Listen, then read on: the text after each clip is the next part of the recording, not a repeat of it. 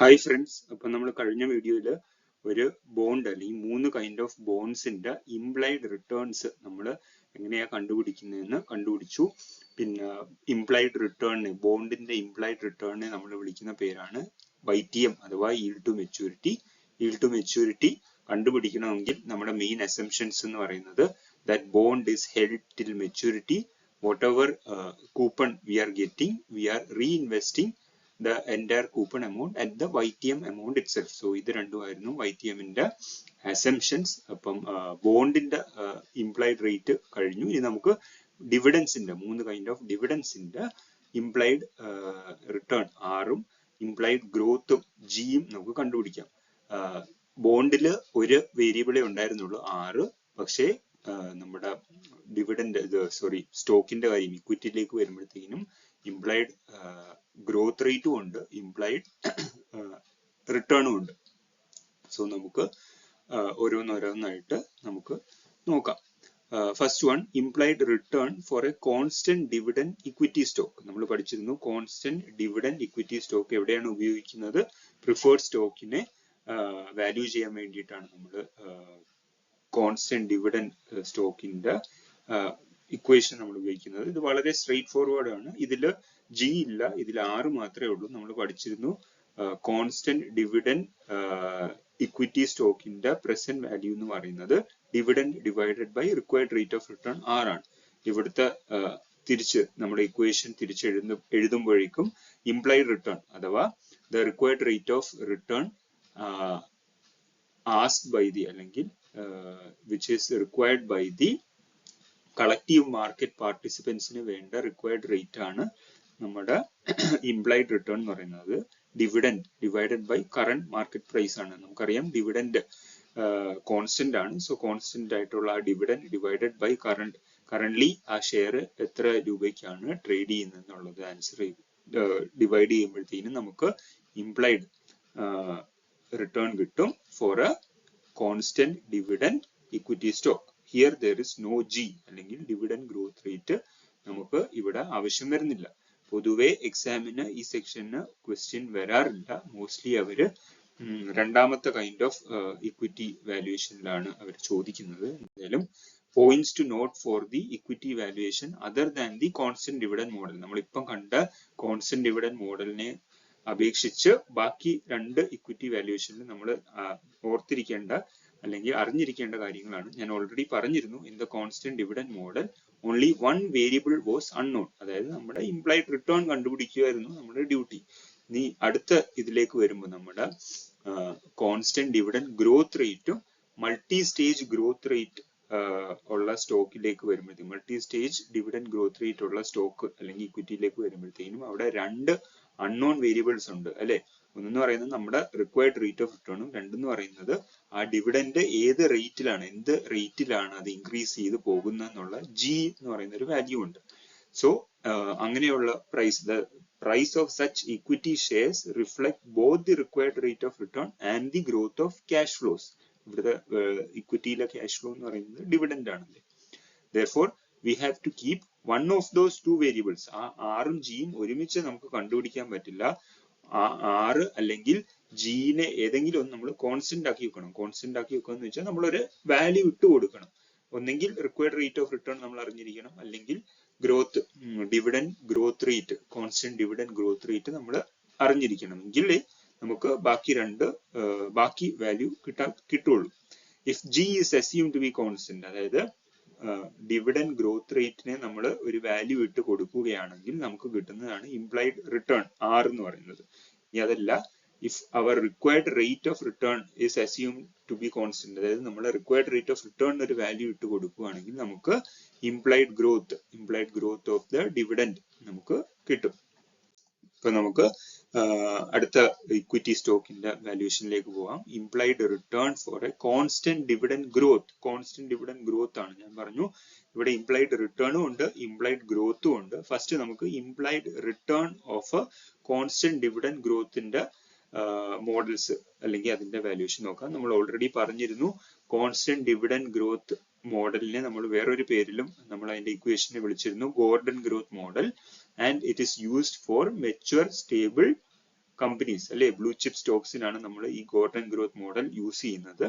So എന്തായാലും അവിടെ നമ്മൾ പഠിച്ച ഇക്വേഷൻ എന്ന് വെച്ചാൽ current price of such a constant dividend growth equity share price is equal to D1 divided by R minus G. അതായത് അടുത്ത വർഷം അല്ലെങ്കിൽ അടുത്ത പീരീഡിൽ കിട്ടാൻ പോകുന്ന dividend divided by R minus G ആണ്. കറന്റ് ഷെയർ പ്രൈസ് എന്ന് പറയുന്നത് അടുത്ത വർഷം അല്ലെങ്കിൽ അടുത്ത ടേമിൽ കിട്ടാൻ പോകുന്ന dividend divided by R minus G. നമ്മൾ ഇവിടെ ഇംപ്ലൈഡ് റിട്ടേൺ ആണ് കണ്ടുപിടിക്കാൻ പോകുന്നത്, അതുകൊണ്ട് തന്നെ R ആണ് കണ്ടുപിടിക്കാൻ പോകുന്നത്. സോ ജിന് നമ്മൾ ഒരു വാല്യൂ ഇട്ട് കൊടുക്കണം, അല്ലെങ്കിൽ G നമുക്ക് അറിയാമെന്ന് നമ്മൾ അസ്യൂം ചെയ്യുന്നു. അങ്ങനെയാണെങ്കിൽ നമുക്ക് കിട്ടുന്ന R അല്ലെങ്കിൽ ഇംപ്ലൈഡ് റിട്ടേൺ എന്ന് പറയുന്നത് ആ ഇക്വേഷൻ അങ്ങോട്ടും ഇങ്ങോട്ടും തിരിച്ചു എഴുതുമ്പോഴത്തേക്കിനും we get D1 divided by PV0 plus G. ഇവിടെ D1 ഡിവൈഡഡ് ബൈ PV0 അല്ലെങ്കിൽ അടുത്ത വർഷം നടക്കാൻ പോകുന്ന dividend divided by current share പ്രൈസിനെ നമ്മൾ വിളിക്കുന്ന പേരാണ് expected dividend yield. As the name suggest, expect ചെയ്യുന്ന dividend divided by the current share പ്രൈസിനെ നമ്മൾ വിളിക്കുന്ന പേരാണ് എക്സ്പെക്ടഡ് ഡിവിഡൻഡ് yield എന്ന് പറയുന്നത്. പോയിന്റ്സ് ടു നോട്ട് എന്ന് വെച്ചാൽ in the exam they can give, അവർക്ക് ഒന്നെങ്കിൽ ഡിവിഡൻഡ് തരും, അത് ഈ ഇപ്പൊ കൊടുത്ത ഡിവിഡൻഡ് ആവാം അല്ലെങ്കിൽ അടുത്ത വർഷത്തെ ഡിവിഡൻഡ് ആവാം, ഏതായാലും ഡിവിഡൻഡ് തന്നിരിക്കും അല്ലെ, എന്നിട്ട് കറന്റ് മാർക്കറ്റ് പ്രൈസും തന്നിരിക്കും, എന്നിട്ട് ഡിവിഡൻഡ് ഗ്രോത്ത് റേറ്റ് ജിയും തന്നിരിക്കും, എന്നിട്ട് നമ്മളോട് പറയുന്ന ഇംപ്ലൈഡ് റിട്ടേൺ കണ്ടുപിടിക്കാൻ പറയും. ഇനി അതും അല്ലെങ്കിൽ അവര് ഇപ്പൊ നമ്മൾ പഠിച്ച എക്സ്പെക്ടഡ് ഡിവിഡൻഡ് yield വാല്യൂ തന്നിരിക്കും, എന്നിട്ട് കോൺസ്റ്റന്റ് ആ ഡിവിഡൻഡ് ഗ്രോത്ത് റേറ്റ് ജിയും തന്നിരിക്കും, കോൺസ്റ്റന്റ് ഡിവിഡൻഡ് ഗ്രോത്ത് റേറ്റ്.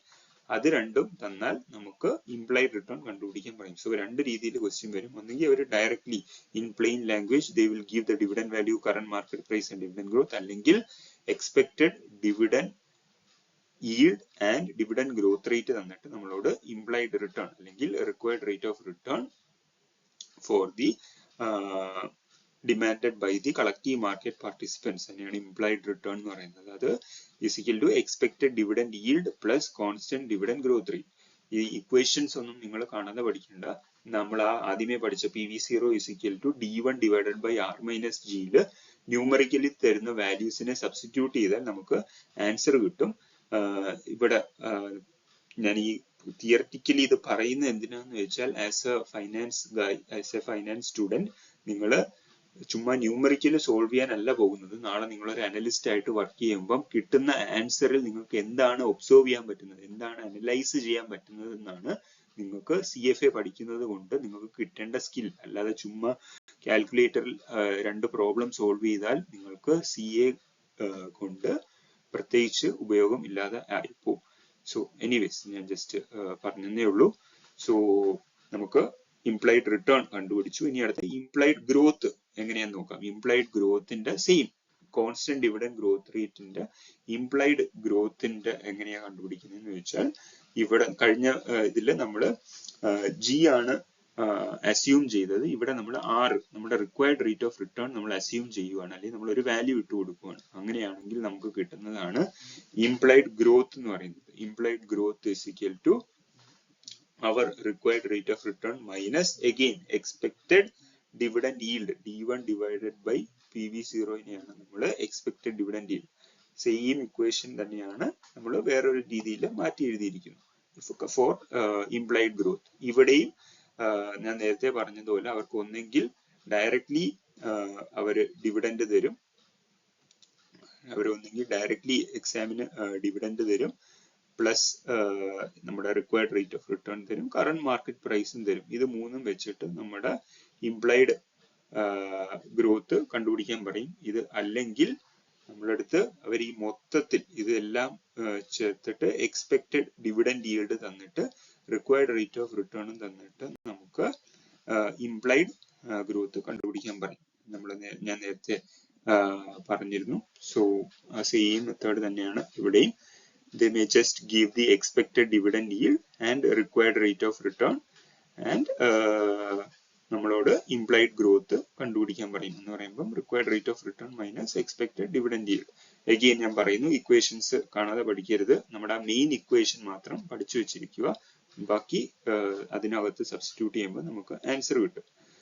പിന്നെ ഇവിടെ ഇത് പറയേണ്ട ആവശ്യമില്ല, എങ്കിലും നമ്മൾ ഇവിടുത്തെ അസംഷൻ എന്താണ്, the stock's dividend is growing at a constant rate to perpetuity. Infinity സമയത്ത് കോൺസ്റ്റന്റ് ഡിവിഡൻഡ് ഒരു സ്റ്റോക്കിന്റെ ഡിവിഡൻഡ് ഗ്രോ ചെയ്തുകൊണ്ടിരിക്കുകയാണ് at A constant rate. Okay, ഇനി അടുത്ത മൂന്നാമത്തെ ഡിവിഡൻഡ് സെക്ഷൻ ആണ്, മൂന്നാമത്തെ കൈൻഡ് ഓഫ് ഇക്വിറ്റി ആണ് different kind of dividend growth rate ഉള്ള മോഡൽസ് അല്ലെ. മൾട്ടി സ്റ്റേജ് ഡിവിഡൻഡ് ഗ്രോത്ത് ഉള്ള ഇക്വിറ്റി സ്റ്റോക്സ് ഉണ്ട്. അതിന്റെ ഇംപ്ലൈഡ് റിട്ടേണും ഇംപ്ലൈഡ് ഗ്രോത്തും CFA ലെവൽ 1ന്റെ ഭാഗമല്ല. അതുകൊണ്ട് നമുക്ക് ഈ പറയുന്ന ഗോർഡൻ ഗ്രോത്ത് മോഡൽ അല്ലെങ്കിൽ കോൺസ്റ്റന്റ് ഡിവിഡൻഡ് ഗ്രോത്ത് മോഡലിന്റെ പല വേരിയേഷൻസിനെ പറ്റി നമുക്ക് നോക്കാം. കാരണം അവിടുന്നായിരിക്കും നിങ്ങൾക്ക് എക്സാമിന് ക്വസ്റ്റ്യൻസ് വരുന്നത്. ഓക്കെ, സോ ആ ഗോർഡൻ ഗ്രോത്ത് മോഡലിന്റെ പല വേരിയേഷനിലേക്ക് പോകുന്നതിന് മുന്നേ നമുക്കൊരു ഇമ്പോർട്ടന്റ് ആയിട്ടുള്ള ഒരു കൺസെപ്റ്റ് പഠിക്കണം. പ്രൈസ് ടു ഏർണിംഗ്സ് റേഷ്യോ വളരെ ബ്യൂട്ടിഫുൾ ആയിട്ടുള്ള ഒരു കൺസെപ്റ്റ് ആണ് പ്രൈസ് ടു ഏർണിംഗ്സ് റേഷ്യോ. ഇത് എന്തിനാണ് യൂസ് ചെയ്യുന്നത്? when we are analyzing a stock in the same sector, ഒരു സ്റ്റോക്കിനെ മറ്റുള്ള സ്റ്റോക്സുമായിട്ട് കമ്പയർ ചെയ്യാൻ, provided all that stocks are in the same sector. ഇപ്പൊ നമ്മള് ടാറ്റ മോട്ടോഴ്സിന്റെ PE റേഷ്യോ എടുത്തിട്ട് റിലയൻസിന്റെ PE റേഷ്യോ ആയിട്ട് കമ്പയർ ചെയ്യാൻ പറ്റത്തില്ല. കമ്പയർ ചെയ്യാം, പക്ഷെ അതുകൊണ്ട് ഒരു ബെനിഫിറ്റ് ഇല്ല. നമുക്ക് ടാറ്റ മോട്ടോഴ്സിന്റെ PE റേഷ്യോയും മഹീന്ദ്രയുടെ M&Mന്റെ PE റേഷ്യോ നമുക്ക് കമ്പയർ ചെയ്യാൻ പറ്റും. അതിനെയാണ് പ്രൈസ് ടു ഏർണിംഗ്സ് റേഷ്യോ എന്ന് നമ്മൾ വിളിക്കുന്നത്. As a name suggests, PE ratio എന്ന് പറയുന്നത് current market price അല്ലെങ്കിൽ current share price divided by current earnings per share നെയാണ്. current earnings per share നെയാണ്. എന്താണ് earnings per share? നമ്മൾക്ക് ഒരു assume ചെയ്യുക, ഒരു കമ്പനിക്ക് 10 ഷെയർസ് ഉണ്ടെന്ന് വിചാരിക്കുക. എന്നിട്ട് ആ കമ്പനി ഒരു വർഷം 100 രൂപ പ്രോഫിറ്റ് ഉണ്ടാക്കിയെന്ന് നമുക്ക് assume ചെയ്യാം. അങ്ങനെയാണെങ്കിൽ ഈ ഉള്ള ഓരോ ഷെയറിനും, ഈ 10 ഷെയറിലെ ഓരോ ഷെയറിനും ആ കമ്പനി ഏൺ ചെയ്ത് കൊടുത്തത് 10 രൂപ വെച്ചിട്ടാണ് അല്ലെ. ഓരോ ഷെയറിനും 10 രൂപ വെച്ച് 10 ഷെയറിന് ഏൺ ചെയ്യുന്നു എന്നാണ് നമ്മൾ അസ്യൂം ചെയ്യുന്നത്. അതാണ് 100 രൂപ പ്രോഫിറ്റ് നമുക്ക് ഡിവൈഡ് ചെയ്ത് പോയത്. അതേപോലെ ഏർണിംഗ്സ് പെർ ഷെയർ എന്താണ്? പെർ ഷെയർ ടോട്ടൽ ഏർണിംഗ്സിനെ ആ ടോട്ടൽ നമ്പർ ഓഫ് ഷെയർസിനെ വെച്ച് ഡിവൈഡ് ചെയ്യുമ്പോൾ നമുക്ക് കിട്ടുന്നതാണ് ഏർണിംഗ്സ് പെർ ഷെയർ. അഥവാ നമ്മുടെ പ്രൈസ് ടു ഏർണിംഗ്സ് റേഷ്യോ എന്ന് പറയുന്നത് current market price divided by earnings per share. How much a company is earning per share. Actual earnings per ഷെയറിന്റെ ഫോർമുല ഇങ്ങനെയാണ്. ഇത് കണ്ട് നിങ്ങൾ പേടിക്കേണ്ട. ഇത് വിശദമായിട്ട് നമുക്ക് ഇക്വിറ്റി ഷെയറിലേക്ക് ഇക്വിറ്റി പഠിക്കുമ്പോഴത്തേക്കും നമുക്ക് യൂസ് വരും. എന്തായാലും തൽക്കാലം നമുക്ക് PE റേഷ്യോയിലേക്ക് ഫോക്കസ് ചെയ്യാം. PE റേഷ്യോ എന്ന് പറയുന്നത് it is similar to expressing the price of a real estate using price per square meter. അല്ലെ, നമ്മള് നാട്ടിലൊക്കെ ഒരു വസ്തു മേടിക്കാൻ പോകുമ്പോൾ, ഒരു പ്രോപ്പർട്ടി മേടിക്കാൻ പോകുമ്പോൾ നമ്മൾ ആ ടോട്ടൽ പ്രൈസിനെയും കാട്ടിലും പെർ സ്ക്വയർ മീറ്റർ അല്ലെങ്കിൽ പെർ സ്ക്വയർ ഫീറ്റ് ഇത്ര രൂപയാണെന്നാണ് നമ്മൾ കോട്ട് ചെയ്യുന്നത് അല്ലെ.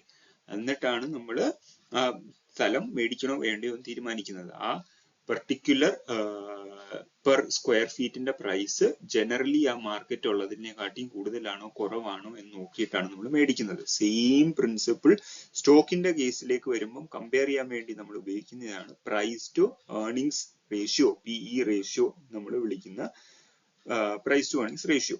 It helps in comparing a stock. It also helps in comparing a stock trading in one country to a stock trading in the other country. അതായത് കറൻസിയുടെ effect എല്ലാം ഈ price to earnings ratio എടുത്തു കളയും. അതായത് US-ൽ trade ചെയ്യുന്ന ടെസ്ലയുടെ PE ratio അല്ലെങ്കിൽ ഒരു Ford motor കമ്പനിയുടെ PE റേഷ്യോ നമുക്ക് ഇന്ത്യയെ ട്രേഡ് ചെയ്യുന്ന ടാറ്റ മോട്ടോഴ്സിന്റെ PE റേഷ്യോ ആയിട്ട് നമുക്ക് കമ്പയർ ചെയ്യാൻ പറ്റും. ആ രണ്ട് സ്ഥലത്ത് കിടക്കുന്ന, രണ്ട് രാജ്യത്ത് കിടക്കുന്ന കമ്പനീസിന്റെ സ്റ്റോക്കിനെ കമ്പയർ ചെയ്യാൻ വേണ്ടിയിട്ടെല്ലാം നമുക്ക് PE റേഷ്യോ യൂസ് ചെയ്യാം. PE ഓഫ് 20 മീൻസ് ഒരു PE റേഷ്യോ 20 ആണ് കിട്ടുന്നതെങ്കിൽ അതിന്റെ അർത്ഥം ഒരു investor is willing to pay 20 for every $1 of its annual earnings. അതായത് നമ്മൾ നേരത്തെ പറഞ്ഞു ഒരു കമ്പനി 100 രൂപ പ്രോഫിറ്റ് ഉണ്ടാക്കി. ആ കമ്പനിയുടെ ഓരോ ഷെയർ 10 ഷെയർ ഉണ്ടായിരുന്നു. അപ്പം ആ കമ്പനിക്ക് പെർ ഷെയർ കിട്ടിയ ഏർണിംഗ്സ് എന്ന് പറയുന്നത് 10 rupees ആണ്. അപ്പൊ ഈ 10 rupees ഏൺ ചെയ്യുന്ന പെർ ഷെയർ 10 rupees ഏൺ ചെയ്യുന്ന ഈ സ്റ്റോക്ക്, ഈ ഷെയർ മേടിക്കാൻ വേണ്ടിയിട്ട് ഒരാള് ചിലപ്പോൾ 30 രൂപ കൊടുക്കാൻ റെഡിയാണ്. ഓക്കെ, 30 രൂപ കൊടുക്കാൻ റെഡിയാണെങ്കിൽ ഇവിടുത്തെ PE റേഷ്യോ എന്താണ്? ഇവിടുത്തെ പ്രൈസ്, ഈ ഷെയർ എത്ര രൂപയ്ക്കാണോ ട്രേഡ് ചെയ്യുന്നത് ഡിവൈഡഡ് ബൈ അതിന്റെ ഏർണിങ്സ് പെർ ഷെയർ, അതാണ് ഇവിടുത്തെ PE റേഷ്യോ എന്ന് പറയുന്നത്. അപ്പം PE of 20 means investor is willing to pay 20 today for every $1 of its annual earnings per share ആണ്, earnings per share. Alternatively, ഇത് എന്താണ് നമുക്ക് മനസ്സിലാക്കാൻ കഴിയുന്നത്? If you are paying $20 for one share of a company and let us assume that the company produces $1 earnings per share continuously, ഓരോ വർഷവും അത് $1 തന്നെയാണ് അതിന്റെ പെർ ഷെയർ പ്രൊഡ്യൂസ് ചെയ്യുന്നത്. അങ്ങനെയാണെങ്കിൽ നമ്മൾ ആദ്യമേ കൊടുത്ത് ഷെയർ മേടിക്കാൻ വേണ്ടി കൊടുത്ത $20 തിരിച്ചു കിട്ടാൻ നമുക്ക് 20 വർഷം കിട്ടും അല്ലെ? ഒരു ഷെയറിന് $1 ആണ് അത് എല്ലാ വർഷവും ജനറേറ്റ് ചെയ്യുന്നതെങ്കിൽ നമ്മൾ ആദ്യമേ ഷെയർ മേടിക്കാൻ വേണ്ടി $20 കൊടുത്തെങ്കിൽ നമുക്ക് ഇൻഫാക്ട് അത് 20 വർഷം എടുക്കും നമുക്ക് ആ ഇനിഷ്യൽ എമൗണ്ട് തിരിച്ചു കിട്ടാൻ. But if that earnings per share increases every year, then you get your money back faster. അതായത് എല്ലാ വർഷവും ഈ $1 ഏർണിങ്സിന് പകരം സേ ഒരു വർഷം കഴിയുമ്പോൾ 1, 2 ആവും, 2, 3, 3, 4 അങ്ങനെ ആവുകയാണെങ്കിൽ നമ്മുടെ ഈ $20 നമ്മൾ ആദ്യമേ ഷെയർ മേടിക്കാൻ വേണ്ടി കൊടുത്ത $20 നമുക്ക് പെട്ടെന്ന് വിത്തിൻ 20 years നമുക്ക് തിരിച്ചു കിട്ടും. In short, high PE valuation is justified if the earnings per share of a company is expected to increase in the future. അതായത് ഒരു കമ്പനിക്ക് ഹൈ PE ഉണ്ടെന്ന് വിചാരിച്ചാൽ അത് ബാഡ് അല്ല. What investors are expecting is that അതിന്റെ earnings per share അല്ലെങ്കിൽ അതിന്റെ total earnings will increase in the coming future. ഇപ്പം ടെസ്ലയുടെ PE റേഷ്യോ ഒബ്വിയസ്ലി വലുതായിരിക്കും when compared to Tata Motors. കാരണം എന്താണ്?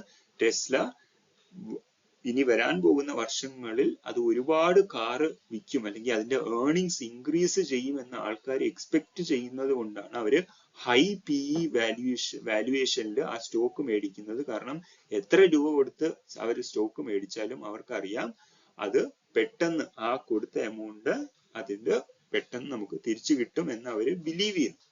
That is exactly why high growth companies like tech startups have high PE ratio. The market is betting that earnings will grow fast, so the payback period shrinks over time even though the price is high today. ഞാനിപ്പോൾ എന്താണ് പറഞ്ഞത് അത് തന്നെയാണ് എഴുതിയിരിക്കുന്നത്.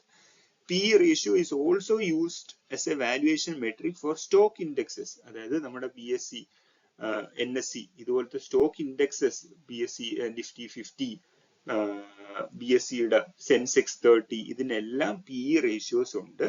അതും അല്ലെങ്കിൽ ഈ stock ഇൻഡെക്സസിനും നമ്മൾ PE റേഷ്യോ യൂസ് ചെയ്യാറുണ്ട്. അതിനെപ്പറ്റി നമുക്ക് വിശദമായിട്ട് ഇക്വിറ്റി ചാപ്റ്ററിൽ പഠിക്കാം. ഒരു എക്സാമ്പിൾ ആണ് ഇൻഫോസിസും TCSഉം. രണ്ടും ഒരേ സെക്ടർ, IT സെക്ടറിലെ രണ്ട് കില്ലാടികളാണല്ലേ ഇൻഫോസിസും TCSഉം. സോ ഇത് ജസ്റ്റ് എക്സാമ്പിൾ ആണ്, ഇത് ലൈവ് അല്ല, ഇത് ജസ്റ്റ് എക്സാമ്പിൾ ആണ്. അതിന്റെ ഷെയർ പ്രൈസ് 1500 ആണ് ഇൻഫോസിസിന്റെ. അതിന്റെ ഏർണിങ്സ് പെർ ഷെയർ 75 ആണെങ്കിൽ അതിന്റെ PE റേഷ്യോ 20 കിട്ടും. അതേപോലെ TCSന്റെ ഷെയർ പ്രൈസ് 3600ഉം ഏർണിങ്സ് പെർ ഷെയർ 120 ആണെങ്കിൽ അതിന്റെ PE റേഷ്യോ 30 കിട്ടും. അതായത് Infosys is cheaply valued when compared to the TCS. But ഈ TCSന്റെ 30 എന്നുള്ള PE റേഷ്യോ അത് ബാഡ് അല്ല, പ്രൊവൈഡഡ് അത് അടുത്ത വരുന്ന വർഷങ്ങളിൽ അതിന്റെ earnings per share increases at a faster rate than the Infosys earnings per share. അങ്ങനെയാണെങ്കിൽ ഈ വാല്യുവേഷൻ കൊണ്ട് പ്രശ്നമില്ല. കാരണം the investors are expecting that the TCSന്റെ earnings per share will increase at a faster rate. Okay, ഇതാണ് price to earnings ratio. Now back to the Gordon growth model. നമ്മൾ പഠിച്ചിരുന്നു Gordon growth model PV0 is equal to D1 divided by R minus D. ഈ D1 എന്ന് പറയുന്നത് എന്താണ്? അടുത്ത വർഷത്തെ dividend ആണ്. അടുത്ത വർഷത്തെ ഡിവിഡൻഡ് എന്താണ്? ഈ വർഷത്തെ dividend into 1 plus dividend growth rate ആണ് അല്ലെ? D0 into 1 plus D divided by R minus D. So രണ്ട് രീതിയിൽ നമുക്ക് Gordon growth model എഴുതാം. As we just discussed, this equation gives a current price of a share, നമ്മളിപ്പം പറഞ്ഞതേ ഉള്ളൂ, current price of a share ആണ് ഇത് തരുന്നത്. It is not at all good for comparing one equity share to another equity share. അതുകൊണ്ട് ഇവിടെ നമ്മൾ ഇതിനെ പ്രൈസ് ടു ഏർണിംഗ്സിലേക്ക് കൺവേർട്ട് ചെയ്യണം. എങ്ങനെയാണ് ഇത് പ്രൈസ് ടു ഏർണിംഗ്സിലേക്ക് കൺവേർട്ട് ചെയ്യുന്നത്? ഈ PV0 divided by current earnings per ഷെയറിനെ നമ്മൾ ഡിവൈഡ് ചെയ്താൽ മതി. നമുക്ക് ഓട്ടോമാറ്റിക്കലി ഇതിന്റെ PE റേഷ്യോ ആയിട്ട് മാറും. പക്ഷെ ലെഫ്റ്റ് ഹാൻഡ് സൈഡിൽ നമ്മൾ E0 വെച്ച് ഡിവൈഡ് ചെയ്യുന്നുണ്ടെങ്കിൽ ഒബ്വിയസ്ലി റൈറ്റ് ഹാൻഡ് സൈഡിൽ നമ്മൾ E0 വെച്ച് ഡിവൈഡ് ചെയ്യണം. സോ വളരെ സിമ്പിൾ ആയിട്ട് നമ്മൾ ചെയ്യുമ്പോഴത്തേക്കിനും നമുക്ക് D0 into 1 plus G divided by R minus G the whole divided by E0. So ഇതിനെയാണ് നമ്മൾ PE റേഷ്യോ എന്ന് പറയുന്നത്. സോ ഇവിടെ ഒരു ടേം ഉണ്ട്, D0 ഡിവൈഡഡ് ബൈ E0. അതായത് ഈ വർഷം ഏൺ ചെയ്ത അല്ലെങ്കിൽ നെറ്റ് പ്രോഫിറ്റിന്റെ എത്ര ശതമാനമാണ് ഡിവിഡൻഡ് ആയിട്ട് ഷെയർ ഹോൾഡേഴ്സിന് കൊടുത്തിരിക്കുന്നത്. അതാണ് D0 by E0 എന്ന് പറയുന്ന dividend pay out ratio. Dividend payout ratio out of the total earnings, how much is paid as dividends to the shareholders നെയാണ് dividend payout ratio എന്ന് പറയുന്നത്. So price to earnings ratio is equal to dividends payout ratio into 1 plus G divided by R minus G. ഇതാണ്ട് price to earnings PE ratio is equal to dividend payout ratio into 1 plus G divided by R minus G. If PE ratio and dividend payout ratio is given, if PE ratio and dividend payout ratio is given, then we can easily identify the value of G and value of R, provided നമ്മൾ നേരത്തെ പറഞ്ഞിരുന്നു ഇത് രണ്ട് variable ഉണ്ട്. അതുകൊണ്ട് ഏതെങ്കിലും ഒരു വേരിയബിളിനെ നമുക്കൊരു വാല്യൂ ഇട്ട് കൊടുക്കണം അല്ലെങ്കിൽ അസ്യൂം ചെയ്യണം, എങ്കിലേ നമുക്ക് മറ്റേ വേരിയബിൾ കിട്ടുള്ളൂ. If we find out the implied return, അതായത് നമ്മൾ ഒരു Gന് വാല്യൂ ഇട്ട് കൊടുത്തിട്ട് R ആണ് കണ്ടുപിടിക്കുന്നത്, ഇംപ്ലൈഡ് റിട്ടേൺ ആണ് കണ്ടുപിടിക്കുന്നതെങ്കിൽ എന്താണത് സിഗ്നിഫൈ ചെയ്യുന്നത്? It tells us about the return expectations of the collective market participants for the next year. അടുത്ത വർഷത്തേക്കുള്ള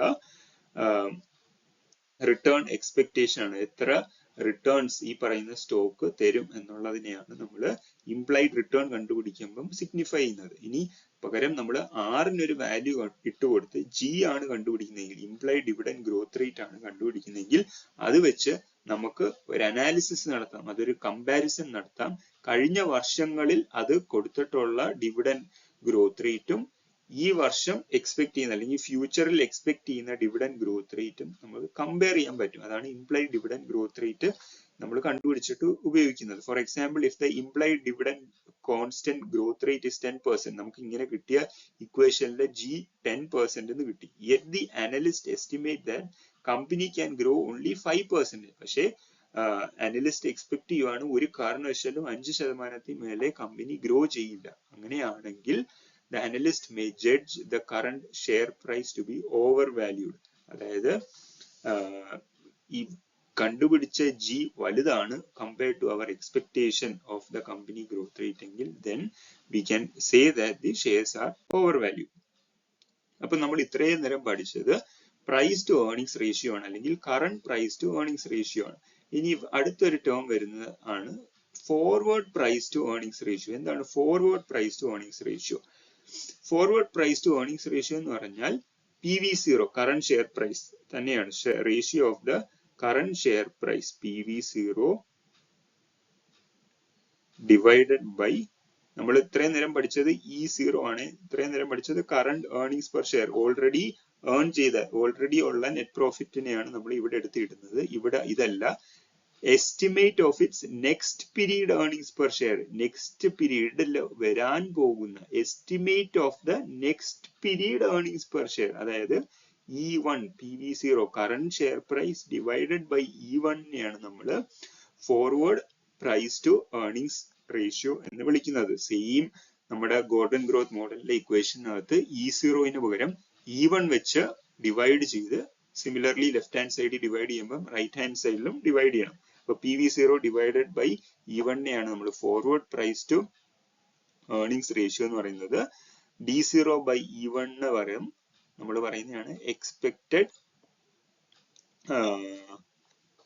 D0 ബൈ E1 നമ്മൾ ഒന്നും ചെയ്യണ്ട, ഈ D0 into 1 plus G ഉണ്ടല്ലോ, അതെന്താണ്? D1 ആണ്, അടുത്ത വർഷം കിട്ടാൻ പോകുന്ന ഡിവിഡൻഡ് ഡിവൈഡഡ് ബൈ അടുത്ത വർഷം നമ്മൾ എക്സ്പെക്ട് ചെയ്യുന്ന ഏർണിങ്സ്. ആ D1 ഡിവൈഡഡ് ബൈ E1 നമ്മൾ വിളിക്കുന്ന പേരാണ് expected dividend pay out ratio. E1 ഞാൻ പറഞ്ഞിരുന്നു, അടുത്ത വർഷം നമ്മൾ എക്സ്പെക്ട് ചെയ്യുന്ന earnings, next year earnings per share ആണ്, അത് തെറ്റരുത്, ഏർണിങ്സ് പെർ ഷെയർ. സോ ദാണ്ട forward price to earnings ratio is equal to D1 by E1 expected dividend pay out ratio, expected dividend pay out ratio ആണ് divided by R minus G. If you believe that the dividend payout ratio for the next year, then the term dividend payout ratio will increase, okay, or that the dividend growth rate for the next year will be higher, G higher ആണെങ്കിലോ then the forward price to earnings ratio increases. അല്ലെങ്കിൽ അതിനൊരു positive relation ആണ് exist ചെയ്യുന്നത്. Dividend pay out ratio, expected dividend pay out റേഷ്യോയും dividend growth റേറ്റുമായിട്ട് ഈ പറയുന്ന forward PE റേഷ്യോക്ക് ഒരു പോസിറ്റീവ് റിലേഷനും, അതേസമയം collective market participants is demanding a higher required rate of return, അങ്ങനെയാണെങ്കിൽ ഫോർവേഡ് PE റേഷ്യോ ഡിക്രീസ് ചെയ്യും, അല്ലെങ്കിൽ റിക്വയർഡ് റേറ്റ് ഓഫ് റിട്ടേണും ഫോർവേഡ് PE റേഷ്യോയും തമ്മിൽ ഒരു നെഗറ്റീവ് റിലേഷൻ ആണ് ഉള്ളത്. ഫൈനലി നമ്മൾ വൈൻഡ് അപ്പ് ചെയ്യുന്നതിന് മുന്നേ, don't get confused between forward PE ratio and a normal PE ratio. Similarly, be very clear about dividend yield and dividend payout ratio. Dividend yield നമ്മൾ പഠിച്ചിരുന്നു, D1 divided by PV0 യും dividend payout ratio എന്ന് പറയുന്നത് D1 divided by E1 ആണ് നമ്മുടെ വ്യത്യാസം. So ഈ concept, ഈ വീഡിയോ പിന്നെയും കണ്ട് നിങ്ങൾ ഈ കൺസെപ്റ്റ് ക്ലിയർ ആയി വെച്ചാൽ നിങ്ങൾക്ക് എക്സാമിന് നന്നായിട്ട് സ്കോർ ചെയ്യാൻ പറ്റും. Okay, thank you.